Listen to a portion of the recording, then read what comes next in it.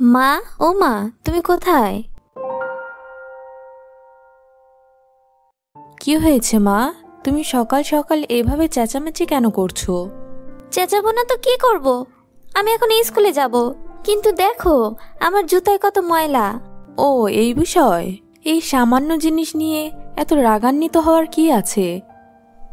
আমি রাইকাকে বলছি, এখনই তোমার জুতাটা পরিষ্কার করে দেবে।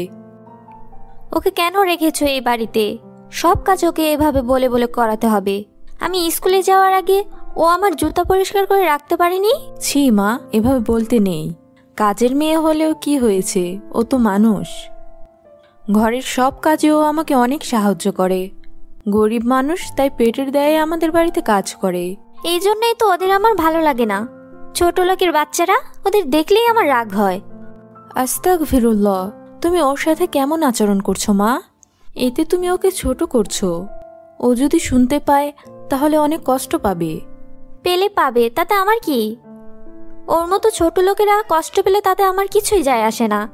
আমার স্কুলে দেরি হয়ে যাচ্ছে, তুমি দ্রুত ওকে পাঠাও আমার জুতা পরিষ্কার করার জন্য। তাহলে আমি তোমার জুতাটা পরিষ্কার করে দেই। কেন? ওই থাকতে তুমি আমার জুতা পরিষ্কার করতে যাবে কেন? মা, তোমাকে এর আগেও আমি হাজারবার বলেছি, তুমি এভাবে এইসব ছোট লোকদের মাথায় তুলো না। ওদের কাজ আর ওদের জায়গাটা কোথায় তুমি ওদেরকে বুঝিয়ে দাও। আসসালামু আলাইকুম খালাম্মা, আমাকে ডেকেছিলেন? ওয়ালাইকুম আসসালাম। না, আমি তোমাকে ডাকিনি। তাহিয়া বলেছিল ওর জুতাটা পরিষ্কার করতে হবে। ও, এই কথা? আমি তো দূর থেকে শুনতে পেয়ে চলে এলাম। তাহিয়া, তোমার পাটা বাড়িয়ে দাও, আমি তোমার জুতা পরিষ্কার করে দিচ্ছি। তাহিয়া মানে? তুই আমাকে নাম ধরে কেন ডাকছিস? কাজের লোক কাজের লোকের মতোই থাকবি, আমাদের মতো হওয়ার চেষ্টা করবি না। সে কি তাহিয়া, ও তোমাকে নাম ধরে রাখবে না তো কি বলবে? বয়সে তো তুমি ওর থেকে অনেক ছোট। বয়সে বড় হলে কি হয়েছে? ও আমাদের বাড়ির কাজের লোক। বারবার এই কথাটা তুমি কেন ভুলে যাও মা? আচ্ছা, আমি আপনাকে ম্যাডাম বলবো। এখন পাটা বাড়িয়ে দিন, আমি আপনার জুতাটা পরিষ্কার করে দিচ্ছি ম্যাডাম। খালাম্মা, টেবিলে সব খাবার রেখে দিয়েছি, আপনারা খাবার খেয়ে নিন, তারপর আমি এঁটো বাসনগুলো ধুতে যাব। দেখেন তো সব ঠিক আছে কিনা। হ্যাঁ, সব কিছুই ঠিক আছে। তুই এত সুন্দর করে কাজ করিস যে কোনো কাজেরই খুঁত থাকে না। অনেক ভালো একটা মেয়ে রে তুই। খালাম্মা, আমি সব কাজ মন দিয়ে করার চেষ্টা করি। এখনই তাহিয়া ম্যাডাম চলে আসবে, আমি যাই। সে কি, তুই খাবি না? আপনাদের খাওয়া হলে তারপর আমি খেয়ে নেব, না হলে তাহিয়া ম্যাডাম রেগে যাবেন। না, রাখবেন কেন? তুই একা একা কেন খাবি? আমাদের সাথে একসাথে বস। তাহিয়া, মা তাহিয়া, তাড়াতাড়ি খাবার টেবিলে এসো। তাহিয়া খাবার টেবিলের কাছে আসে আর দেখে সেখানে রাইকা বসে আছে। এটা দেখে তাহিয়া অনেক রেগে যায়। এ কি মা, তুমি আমাদের কাজের মেয়েকে নিয়ে একই টেবিলে খাবার খেতে বসেছো? তাতে কি হয়েছে মা? কাজের মেয়ে বলেও কি আমাদের সাথে খাবার খেতে পারে না? না না, কিছুতেই না। আমাদের খাওয়া শেষ হলে তারপর খাবে।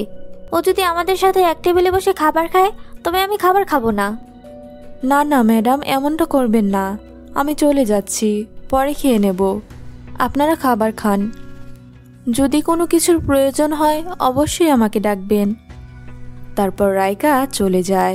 তখন তাহিয়ার মা মনে মনে বলে, হে আল্লাহ, কত নিষ্পাপ পবিত্র মেয়েটা, আর প্রতিবারই আমার মেয়েটা ওর মনে কষ্ট দেয়।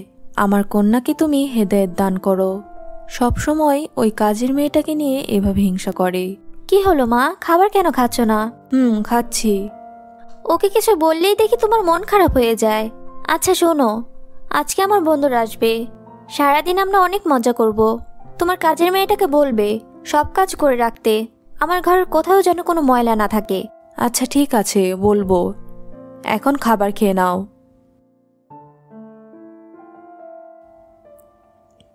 আমি কাজের মেয়ে বলে আমাকে সব সময় কথা শুনতে হয়। তাহিয়া আমাকে একটুও পছন্দ করে না। হে আল্লাহ, তাহিয়াকে তুমি সঠিক বুঝ দান করো। ওই তো আমার বন্ধুরা চলে এসেছে। আসসালামু আলাইকুম, কেমন আছো তোমরা? তোমাদের আসতে কোনো অসুবিধা হয়নি তো? ওয়ালাইকুম আসসালাম। আলহামদুলিল্লাহ, আমরা অনেক ভালো আছি। তুমি কেমন আছো তাহিয়া? আলহামদুলিল্লাহ, আমিও ভালো আছি। তোমরা ভেতরে এসো।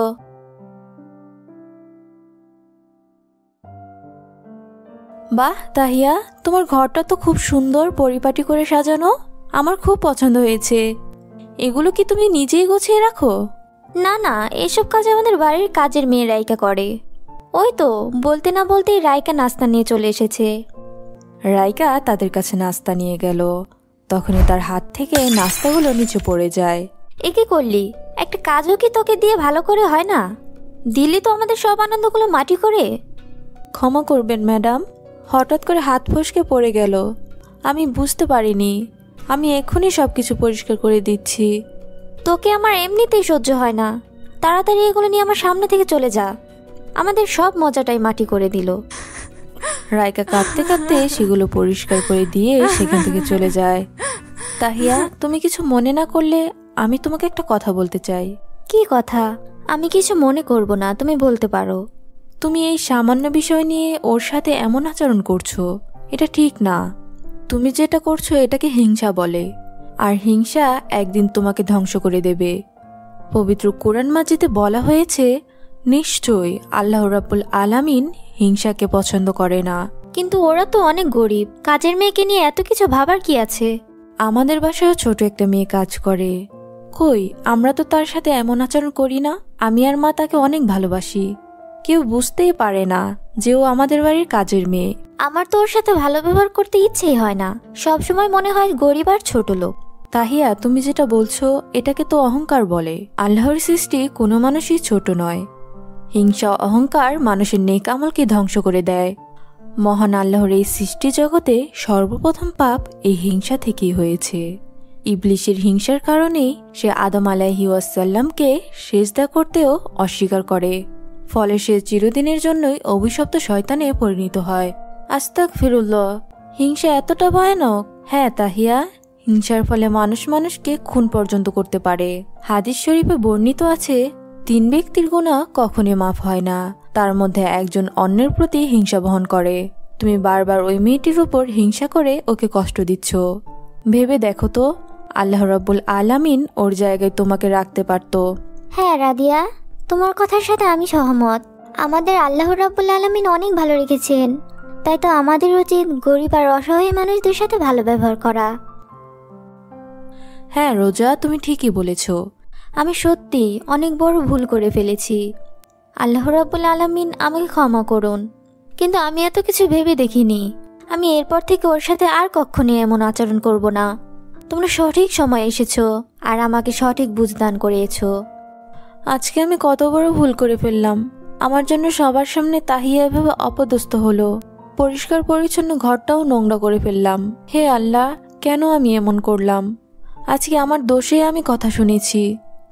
একদম ঠিক হয়েছে, এগুলো আমার প্রাপ্য ছিল।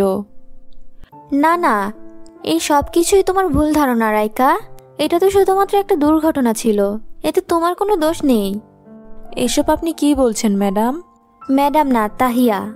আমি তোমার ছোট, তাই তো আজকের পর থেকে তুমি আমাকে ছোট বোনের মতোই তাহিয়া বলে ডাকবে। খাবার টেবিলে আমার বন্ধুরা অপেক্ষা করছে, চলো আমরা একসাথে টেবিলে বসে খাবার খাই। প্রথমবারের মতো তাহিয়ার মুখে এই কথা শুনে রাইকার 2 চোখ যেন খুশিতে ভরে উঠল। মা, রাইকা আপুকে ডেকে এনেছি, আমরা সবাই একসাথে খাবার খাবো। তুমি আমাদের পরিবেশন করে দাও। মাশাআল্লাহ, খুব ভালো কথা মা। তোমরা সবাই বসে গল্প করো, আমি আরো কিছু খাবার নিয়ে আসছি। তারপর তারা একসাথে বসে খাবার খেলো।